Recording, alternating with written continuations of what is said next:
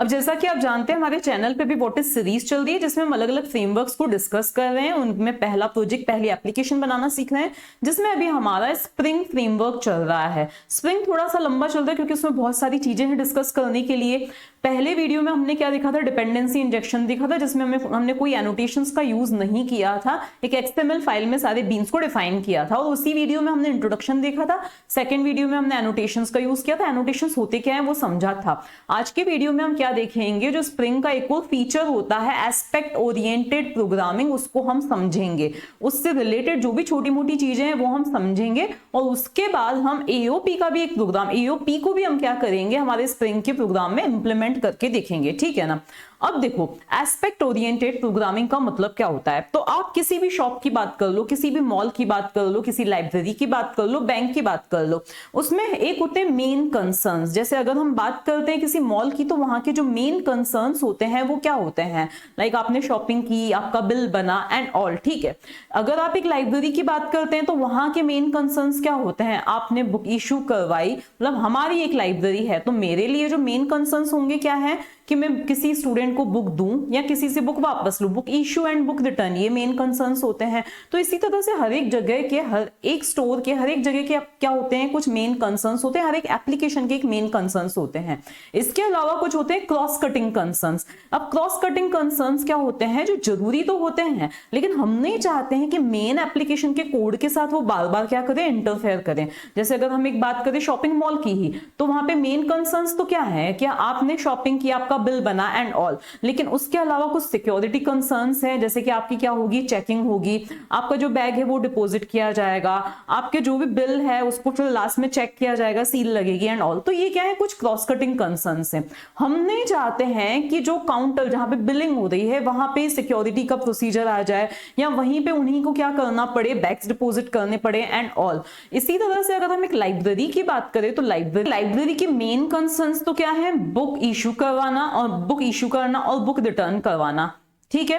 अब इसके अलावा कुछ क्रॉस कटिंग कंसर्न्स हो सकते हैं। जैसे हम एक कॉलेज की लाइब्रेरी की बात करें तो वहां पे अगर कोई बंदा एंटर कर रहा है तो वो क्या होना चाहिए, ऑथराइज्ड होना चाहिए। कोई बुक इशू करवा रहा है वो ऑथराइज्ड होना चाहिए। रिटर्न करने भी कोई उसका भाई बहन नहीं आ जाए वो भी क्या होना चाहिए, ऑथराइज्ड होना चाहिए। ठीक है। तो मतलब एक कंसर्न क्या हो गया हमारा, सिक्योरिटी एक कंसर्न हो गया। ठीक है। इसके अलावा हम क्या चाहते हैं कि जो भी आता है, जो भी बंदे आते हैं उनका एक रिकॉर्ड रखा जाए, जिसको हम लोग कंप्यूटर के टर्म्स में क्या बोलते हैं, लॉगिंग बोलते हैं। देखो लॉगिन नहीं, लॉगिंग बोलते हैं। ठीक है ना। मतलब कि क्या रखा जाए, जो भी ट्रांजैक्शन किया जा रहा है या जो भी आ रहा है उनके रिकॉर्ड्स रखे जाए। जैसे अभी कोई सी बुक इशू हुई तो उसका रिकॉर्ड रखा जाए। अभी कोई सी बुक, जो रिकॉर्ड मतलब ऐसे नहीं कि जहां पे हम अकाउंट से यूजर के वहां पे नहीं, हम सेपरेट क्या करें, उनके रिकॉर्ड रखें हमारे पास में, तो उसको लॉगिंग बोला जाता है। ठीक है ना। तो इसी तरह से और भी कंसर्न्स होते हैं लाइक फाइन कैलकुलेशन। तो कुल मिला के ये क्या है, क्रॉस कटिंग कंसर्न्स है। हम नहीं चाहते हैं कि जब कभी भी बुक इशू या रिटर्न हो रही है उसमें ये कंसर्न्स क्या करें, इंटरफेयर करें। ठीक है ना। तो ये चीज हुआ, आपने क्रॉस कटिंग कंसर्न समझ लिए। तो एओपी क्या होती है, एक ऐसा प्रोग्रामिंग पैराडाइम होता है जो कि क्रॉस कटिंग कंसर्न्स को क्या करता है, मॉड्यूलराइज करता है। कैसे करता है वो भी हम देखेंगे। ठीक है। तो आपने मेन कंसर्न्स देख लिए, क्रॉस कटिंग कंसर्न्स आपने देख लिए। तो यहां पे मैंने वही चीजें लिख रखी हैं। ठीक है ना। इसके बाद में आता है कि हमें एओपी की जरूरत क्यों पड़ती है। तो एओपी की जरूरत क्या होती है कि आपको कोड को जो है वो बार बार डुप्लीकेट नहीं करना पड़ेगा। जैसे हम सिक्योरिटी के कंसर्न्स की बात करें, हमें वो रिटर्न पे भी लगाना है, बुक इशू पे भी लगाना है। ठीक है।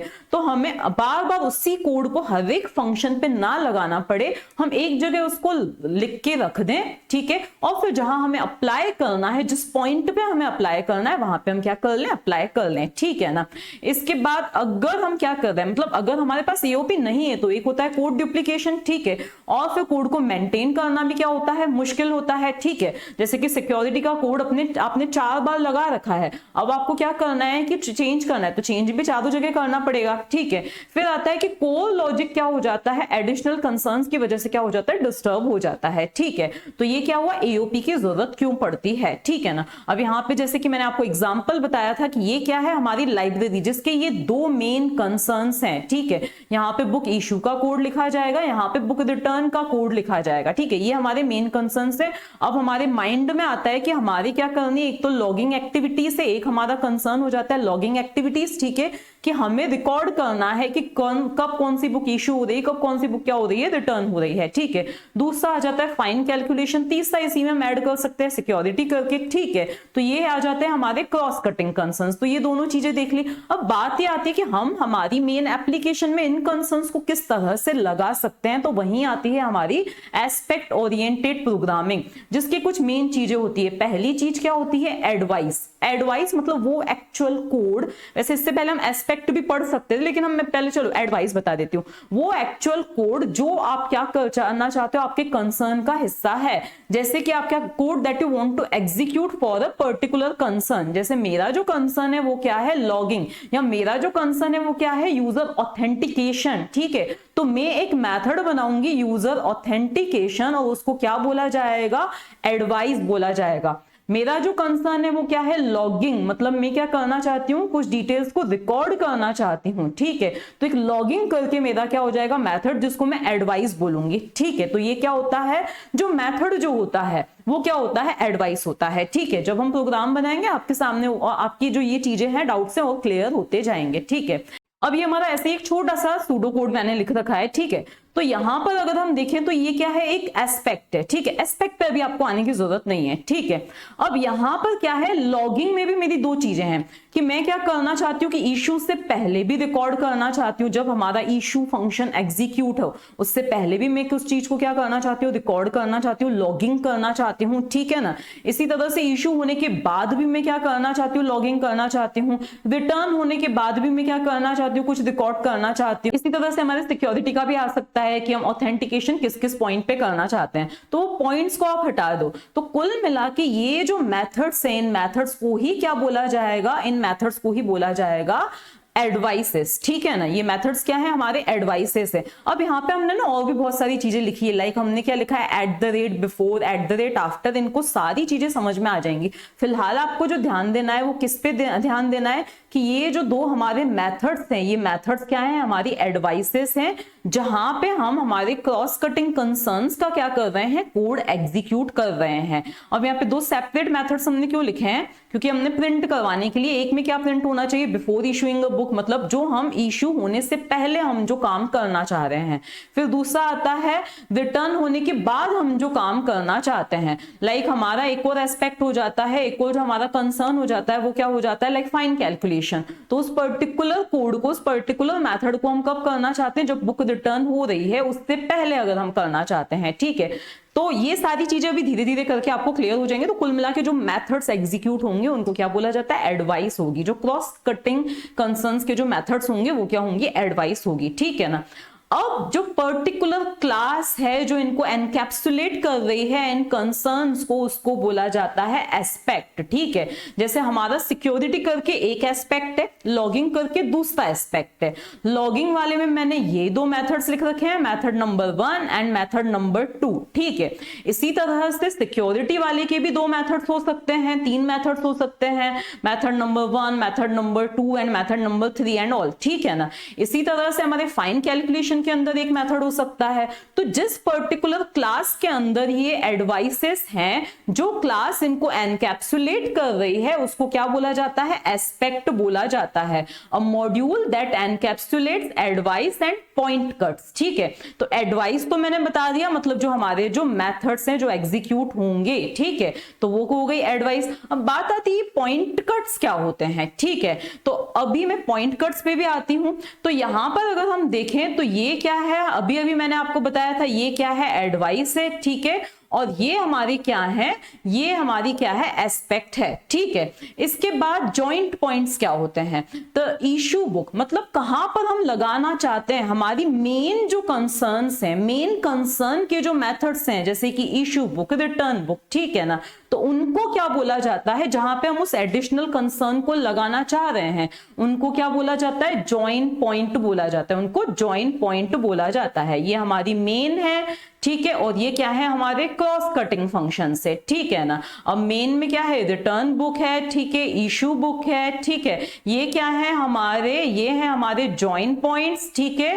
अब हमारा एक होगा एस्पेक्ट, ठीक है, एक क्या होगा एस्पेक्ट, मान लिया सिक्योरिटी करके क्या है एक एस्पेक्ट है। का एग्जांपल देखें तो वहां पे कोई हेल्थ रिलेटेड अगर हम बोले क्रॉस कटिंग कंसर्न है तो एक जगह पे आपका टेम्परेचर चेक किया जाएगा, तो वहां पे हमने क्या लिख दिया, उस एस्पेक्ट का नाम क्या है, हेल्थ रिलेटेड, ठीक है। अब उसके अंदर एक क्या आ जाता है कि आपका जो है टेम्परेचर चेक किया जाएगा, तो वो क्या हो जाएगी आपकी एक एडवाइस हो जाएगी, ठीक है। इसके बाद में नेक्स्ट क्या आ जाता है, आपको सैनिटाइज किया जाएगा, ठीक है, तो वो आपकी दूसरी एडवाइस हो जाएगी। अब हमारे मेन कंसर्न में कहां कहां उन चीजों को लगाना है वो चीज क्या हो जाती है, ज्वाइन पॉइंट्स हो जाती है, ठीक है। इसके बाद तो देखो अब यहां पे आता है आपका point cuts, define where advice applies, ठीक है, इसको भी हम हटाते हैं। तो पॉइंट कट्स क्या होता है कि किस पॉइंट पे हमें लगाना है, कि क्या आपको जो है इशू से पहले लगाना है, इशू के बाद में लगाना है, तो ये चीज क्या होती है, पॉइंट कट होती है। देखो यहां पे हम देखें तो इस एडवाइस से पहले मैंने एक एनोटेशन का यूज किया @बिफोर, क्या, तो आपका जो मेन एप्लीकेशन के अंदर इशू बुक करके फंक्शन है ना, उससे पहले ये वाला कंसर्न अप्लाई होना चाहिए, ठीक है। इसी तरह से आपके मेन एप्लीकेशन के अंदर जो रिटर्न बुक नाम का मेथड है ना, रिटर्न बुक नाम का जो ज्वाइन पॉइंट है ना, वहां पे उसके बाद में क्या होना चाहिए, ये वाला जो ये वाली जो एडवाइस है, ये वाला जो मेथड है वो क्या होना चाहिए, एग्जीक्यूट होना चाहिए। तो इस चीज को क्या बोला जाता है, पॉइंट कट बोला जाता है, ठीक है। तो ये सारी चीजें आपके क्या होनी चाहिए, क्लियर होनी चाहिए। तो अब हम क्या करते हैं, बकायदा पहले हम एक मेन एप्लीकेशन बनाएंगे जिसमें हम क्या बनाएंगे भाई, हमारा रिटर्न इशू इसका कोड है, ठीक है। इसके बाद में हम उस पर किस तरह से हम क्या कर सकते हैं, एओपी अप्लाई कर सकते हैं वो हम देखेंगे। अब जैसा प्रीवियस वीडियो में बताया था उसी तरह से प्रोजेक्ट में हम क्या करेंगे, डिपेंडेंसी ऐड कर देंगे, ठीक है।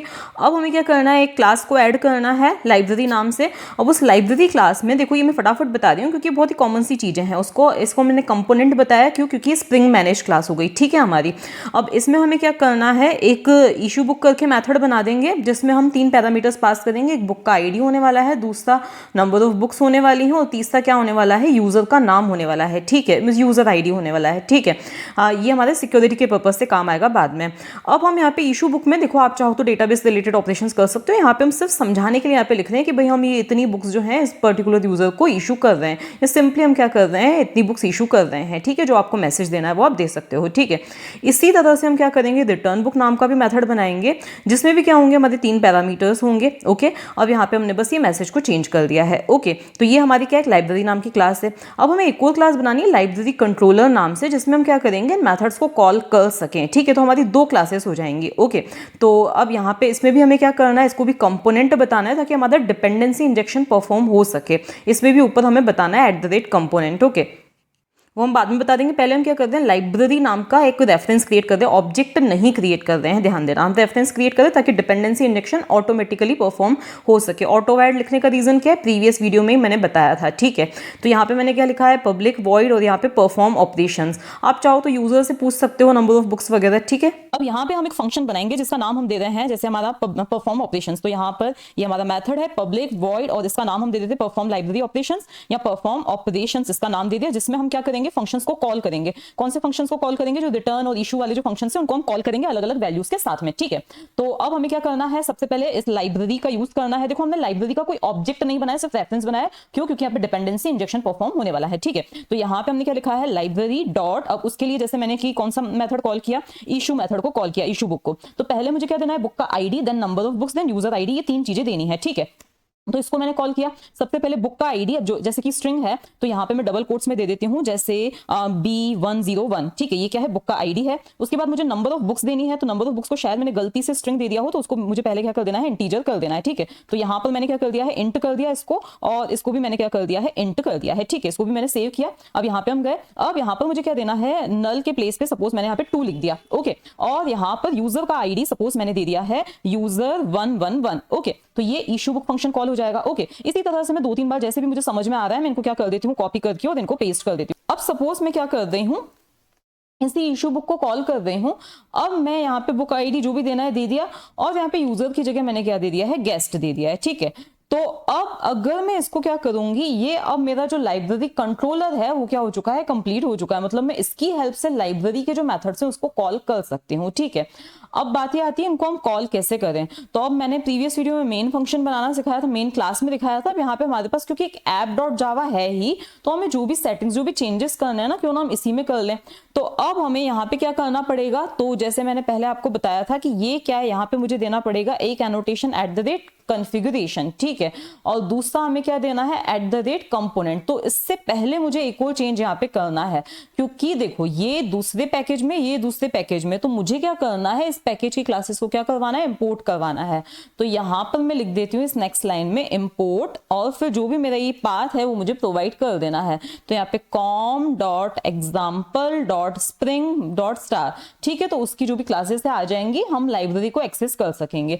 फिर यहाँ पे मुझे नेक्स्ट क्या देना है, कंपोनेंट स्कैन, ओके। तो यहाँ पे मैंने दे दिया है कंपोनेंट स्कैन, ओके। और यहाँ पर मुझे दे देना है बेस पैकेज, मतलब कौन से पैकेज को क्या करना है, स्कैन करना है। तो base packages is equals to यही हमारा com.example.spring मुझे दे देना है, ठीक है। ये इतना काम हमारा हो चुका है। अब मुझे सिंपली क्या कर देना है, यहाँ पर मेन फंक्शन में कुछ कोड लिखना है। तो मेन फंक्शन में मुझे जो कोड लिखना है, देखो अभी तक हमारा जो काम चल रहा है उसमें हमने कहीं एस्पेक्ट ओरिएंटेड प्रोग्रामिंग का यूज नहीं किया है।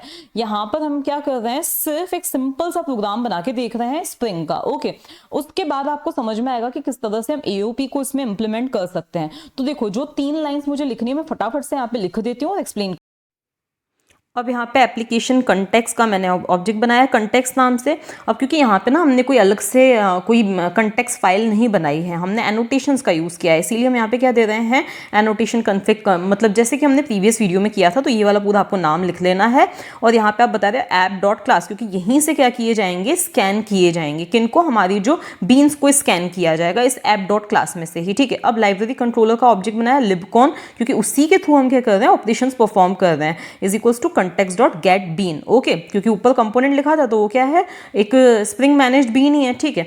यहाँ पर हमने क्या लिखा है, libcon का एक ऑब्जेक्ट मतलब बना के उसको परफॉर्म ऑपरेशन को कॉल किया। अब हम इसको क्या कर रहे हैं, रन कर रहे हैं एज सिंपल जावा एप्लीकेशन, ठीक है। अब इसमें ना यहाँ पे हमने इसको रन किया, अब यहाँ पे एरर आई। अब इसको रन करने पे एरर इसलिए आ रही है क्योंकि मुझे जो ऑटो वायर्ड है ना वो यहाँ पर नहीं लिखना था, गलती से मैंने यहाँ लिख दिया। ये ऑटो वायर्ड मुझे कहाँ पे लिखना था, यहाँ पे लिखना था, ठीक है। इसको हमने सेव किया और फिर हम क्या करेंगे, इसको रन करेंगे, ठीक है। इस ऐप को क्या करेंगे, हम रन करेंगे। अब जब हमने इसको रन किया तो एक थोड़ा टाइम लग रहा है। तो यहाँ पे क्या आ रहा है, इशूइंग 1 to this, मतलब एक इशू बुक हम कर रहे हैं, फिर हम एक रिटर्न कर रहे हैं, फिर अगेन इशू कर रहे हैं, ठीक है।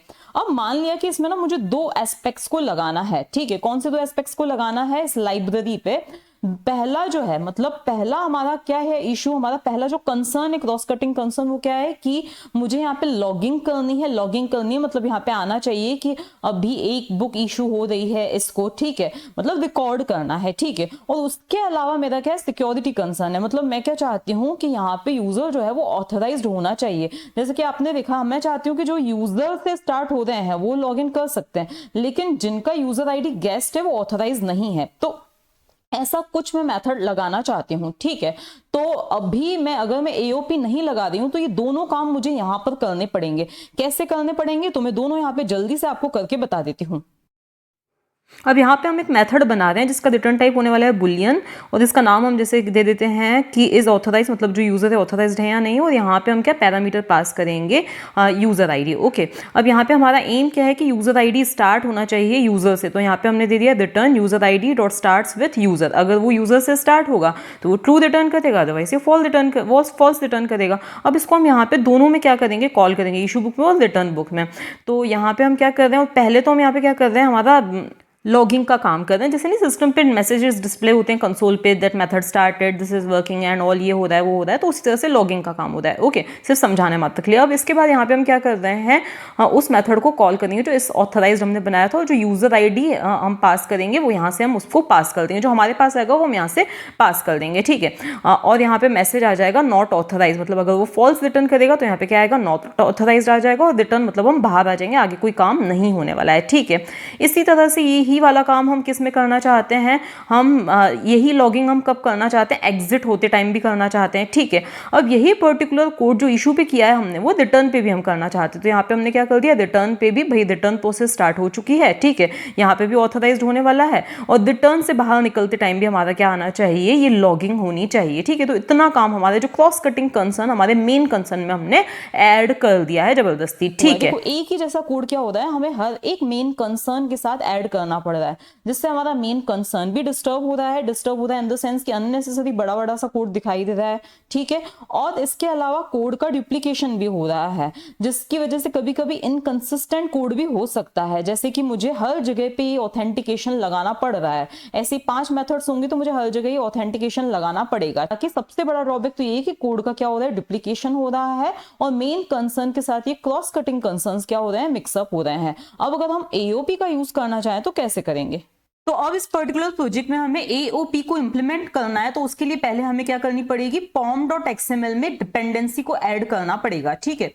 तो हम आ चुके हैं हमारे pom.xml में, यहाँ पे हम नीचे आएंगे, स्क्रॉल करेंगे, और यहाँ पर हम क्या करेंगे, एक डिपेंडेंसी को ऐड कर देंगे, ठीक है।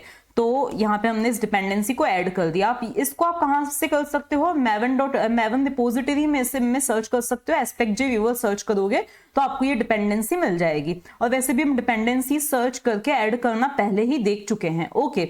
तो इसको हम क्या कर देंगे, सेव कर देंगे। इसके बाद अब एक एस्पेक्ट को हमें क्या करना है, ऐड करना है। तो एस्पेक्ट क्या होता है, मैंने पहले ही बताया था, एक क्लास होती है, ठीक है।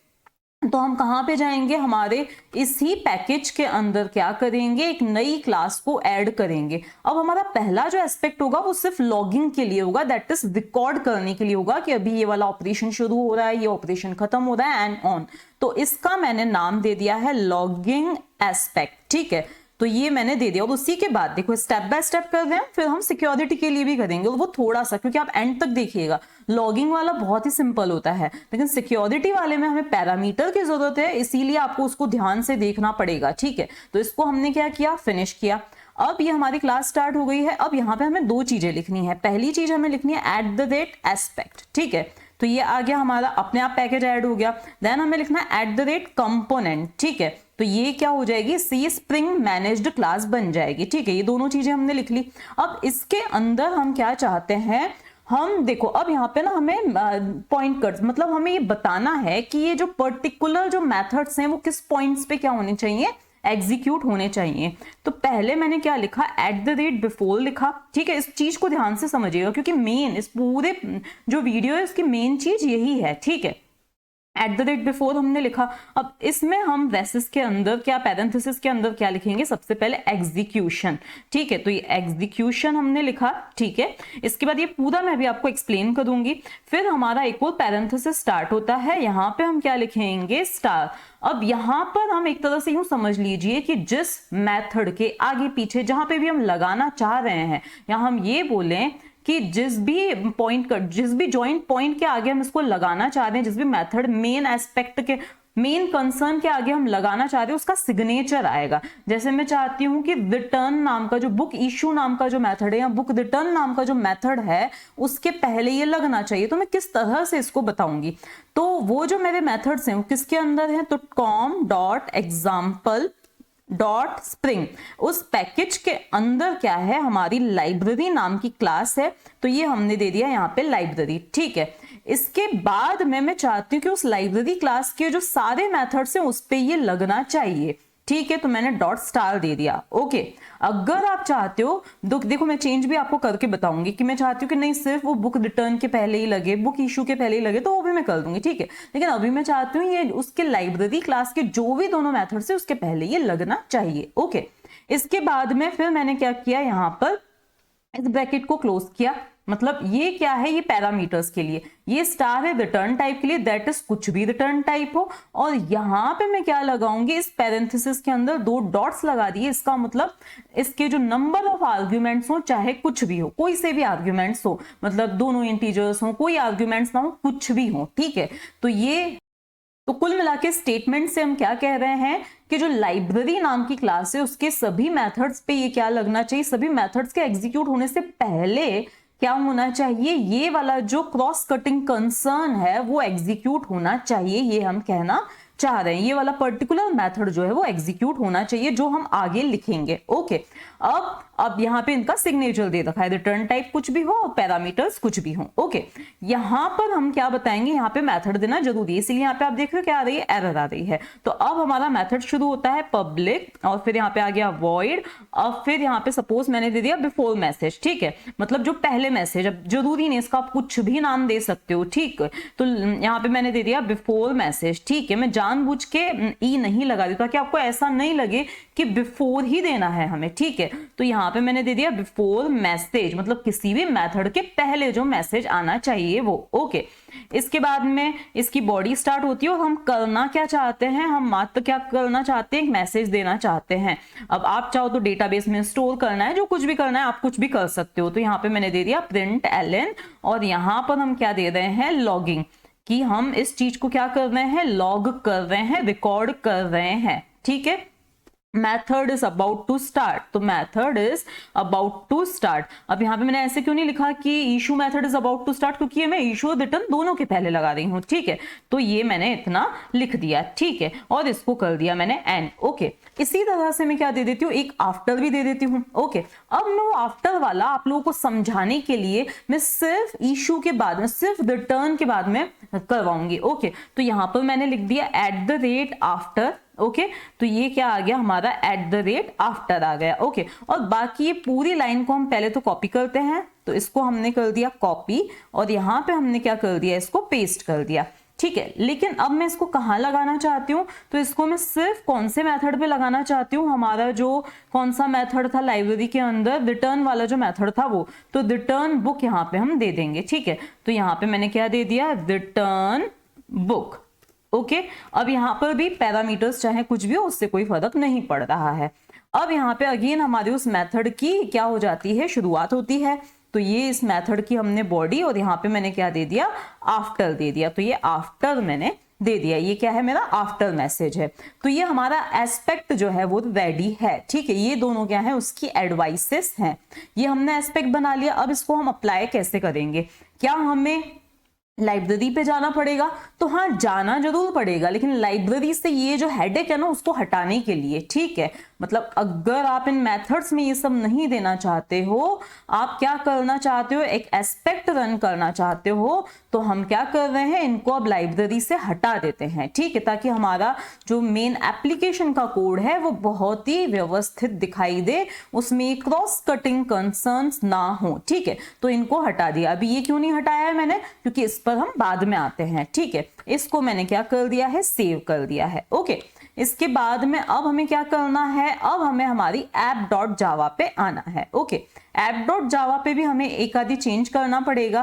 क्या चेंज करना पड़ेगा, एक आधी नहीं, सिर्फ एक ही चेंज करना पड़ेगा, @enable और यहाँ पे एस्पेक्ट ऑटो प्रॉक्सी, बस इतना सा लिखना है। ठीक है, इसको भी हमने क्या कर दिया, सेव कर दिया। अब हमें क्या करना है, इसको रन करना है, तो इसको हमने रन किया।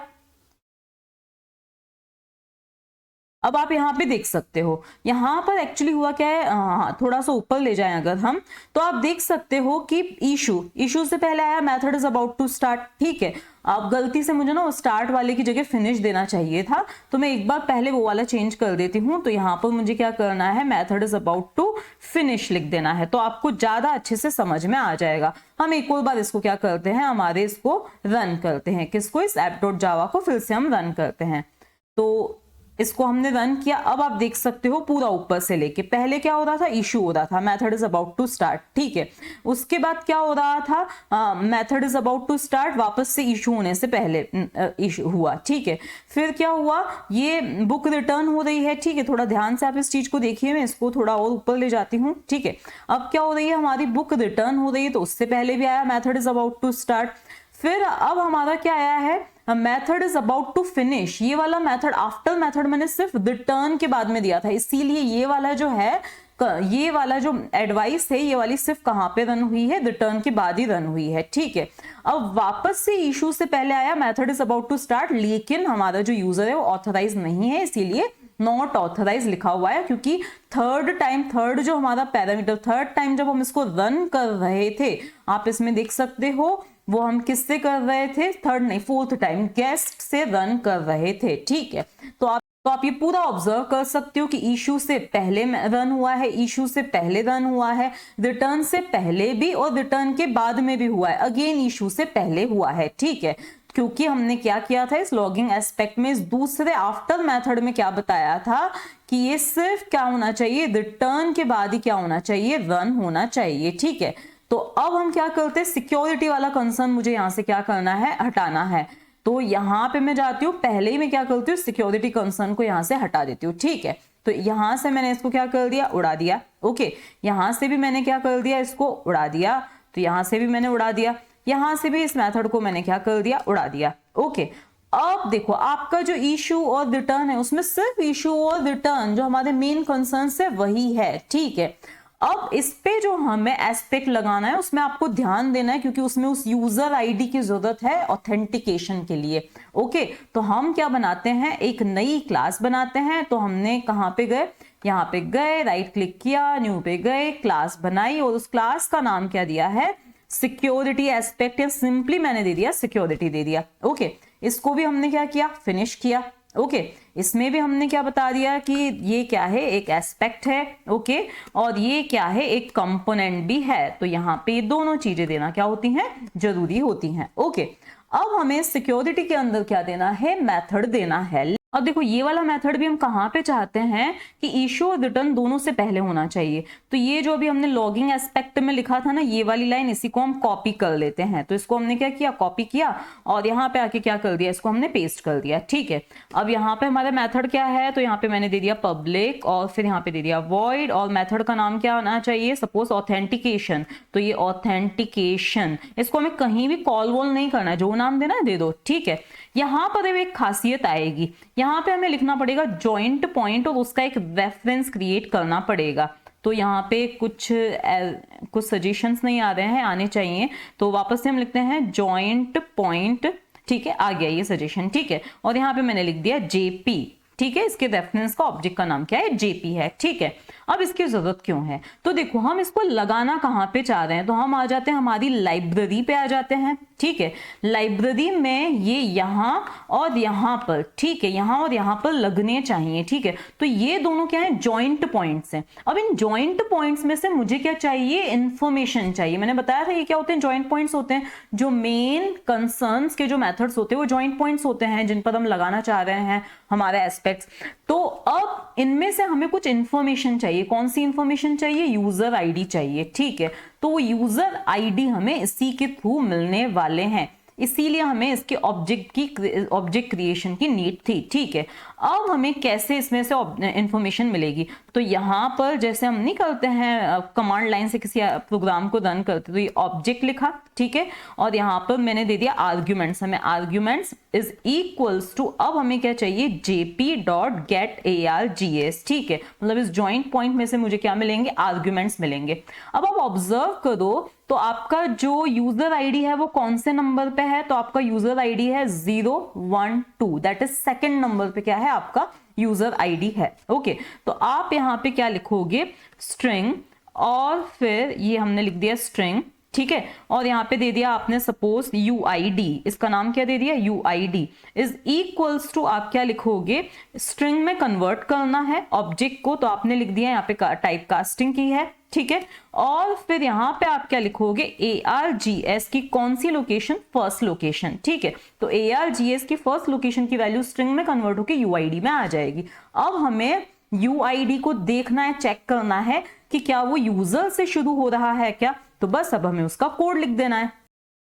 तो ये हमने कोड लिख दिया है यहाँ पे कि अगर यूजर आईडी जो है वो यूजर से स्टार्ट होता है मतलब वो ऑथराइज्ड है, अदरवाइज ऑथराइज नहीं है। ठीक है, अब इसको हमने सेव कर दिया, अब हम इसको क्या करेंगे, रन करेंगे। तो ये इसको हम गए सिक्योरिटी पे, इसको सेव किया और अब हम क्या करेंगे, इसको रन करेंगे। लेकिन अभी भी कंप्लीट नहीं है, कैसे कंप्लीट नहीं है, तो अभी मैं रन करके इसको पूरा आपको बताती हूँ। इसको हमने किया रन, आर्ग्यूमेंट्स अपने आप जा ही रहे हैं लाइब्रेरी कंट्रोलर से।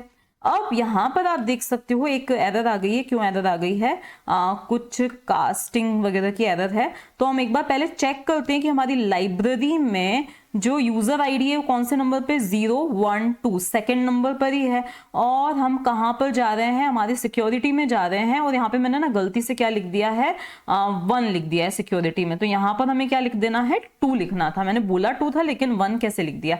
तो अब हम कहाँ पे जा रहे हैं, इस पे ऐप पे जाएंगे और इसको क्या कर देंगे, रन कर देंगे। इसको हमने रन किया। अब पूरा ऊपर से देखिए आप, यहाँ पे क्या आ रहा है, लॉगिंग हुआ, सिक्योरिटी ऑथोराइज्ड है, ठीक है, फिर वापस इशू हुआ। मतलब पूरा आप इसको थोड़ा सा मैं एक्सपांड करके बता दी हूँ इसको। हाँ, आप यहाँ पे ऊपर से लेकर देख सकते हो, लॉगिंग हुआ, सिक्योरिटी इशू हुई, फिर वापस लॉगिंग हुआ, फिर सिक्योरिटी मतलब ऑथोराइज्ड इशू हुआ, इतना काम हो गया। फिर यहाँ पर क्या हो रहा है कि लास्ट में जब आपने गेस्ट से किया था ना, तो यहाँ पे आया गेस्ट इज नॉट ऑथराइज्ड। यहाँ तक तो बढ़िया हो गया, लेकिन फिर भी बुक इशू हो गई। ऐसा क्यों हो रहा है, क्योंकि यहाँ पर आपने ऐसा तो कुछ लिखा ही नहीं था कि भाई बुक इशू नहीं होनी चाहिए, सिर्फ आपने तो क्या बता दिया कि भाई ये मैसेज प्रिंट हो जाना चाहिए। तो इससे बचने के लिए आप क्या लिख दो, यहाँ पे एक एक्सेप्शन थ्रो कर दीजिए। तो throw new run time exception, ठीक है। तो ये रन टाइम एक्सेप्शन और इसमें आप मैसेज दे दीजिए। तो आगे इस पॉइंट पे क्या हो जाएगा, रुक ही जाएगा। ओके, तो यहाँ पे कुछ भी आपको मैसेज देना है, इलीगल वगैरह जो देना है आप यहाँ पे दे सकते हैं। ओके, अब इसको आप रन करके देखिए तो आगे क्या आ जाएगा, रन टाइम एक्सेप्शन हो जाएगा, दैट इज इशू नहीं हो पाएगी।